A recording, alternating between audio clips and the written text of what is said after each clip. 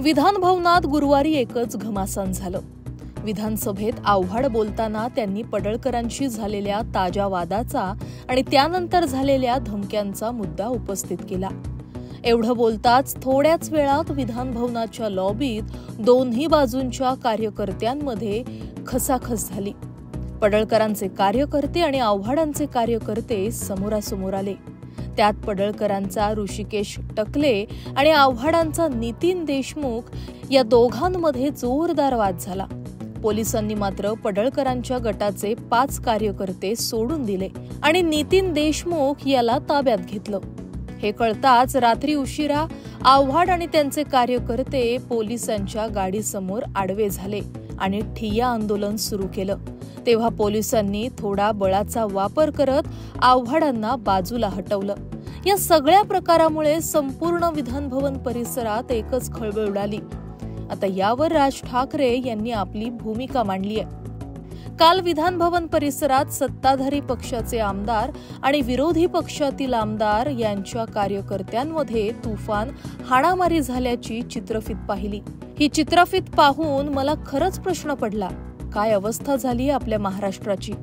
सत्ता हे साधन असावं, साध्य नाही याचा विसर पडल्यामुळे वाटेल त्या लोकांना पक्षात घ्यायचं, त्या लोकांचा वापर इतर पक्षातील ज्येष्ठ नेत्यांवर गलिच्छ शेरेबाजी करण्यासाठी करायचा आणि पुन्हा राजकीय साधन शुचितेच्या गोष्टी बोलायच्या। हा भंपकपणा आता तरी महाराष्ट्राच्या जनतेच्या लक्षात आला असेल असं मी मानतो। मी तर मराठी जनतेलाच विचारेन, कुणाच्या हातात दिला आहे महाराष्ट्र? मराठी भाषेसाठी, मराठी माणसांच्या अपमानासाठी माझ्या महाराष्ट्र सैनिकांनी हात उचलला तर त्याच्यावर आमच्या पक्षावर तुटून पडणारे आता कुठे लपून बसलेत?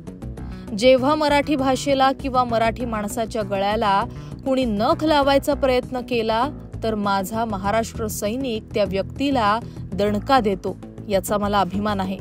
कारण ते कृत्य हे व्यक्तिगत हेव्या दाव्यातून येत नाही, तर ते माझ्या भाषेसाठी आणि माझ्या मराठी माणसासाठी असतं। माझ्या दिवंगत आमदारानं पण विधान भवनात एका मुजोर आमदाराला दणका दिला होता। तो व्यक्तिगत द्वेषातून नव्हता, तर मराठीला कमी लेखायचा प्रयत्न केला होता म्हणून। पण याचं काय? अचूक आकडेवारी जरी माझ्याकडे नसली तरी एका जुन्या अंदाजानुसार अधिवेशनाच्या एका दिवसाचा खर्च हा किमान 1.5 ते 2 कोटी रुपये असतो।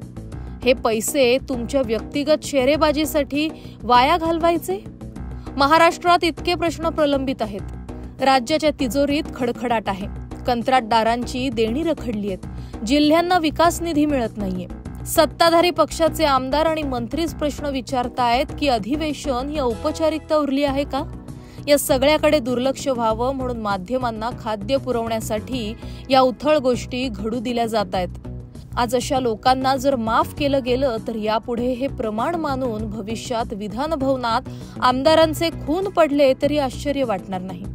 माध्यमांमध्ये जे काही थोडे सुज्ञ आवाज उरलेत त्यांना विनंती आहे की या भंपक प्रकरणांच्यात तुम्हाला कितीही गुंतवायचा प्रयत्न झाला तरी त्यात अडकू नका। आणि सरकारला पण माझं आव्हान आहे की जर थोडी तरी साधन सुचिता शिल्लक असेल तर तुमच्या स्वतःच्या लोकांवर पण कारवाई करून दाखवा। जर ती तुम्हाला करायची नसेल तर हरकत नाही। मग मात्र मुजोर मराठी द्वेष्ट्यांना माझे महाराष्ट्र सैनिक हात जोडून सरळ करतील तेव्हा आम्हाला अक्कल शिकवू नका, असं मत राज ठाकरे यांनी व्यक्त केलंय। Bureau report, Maharashtra news 24।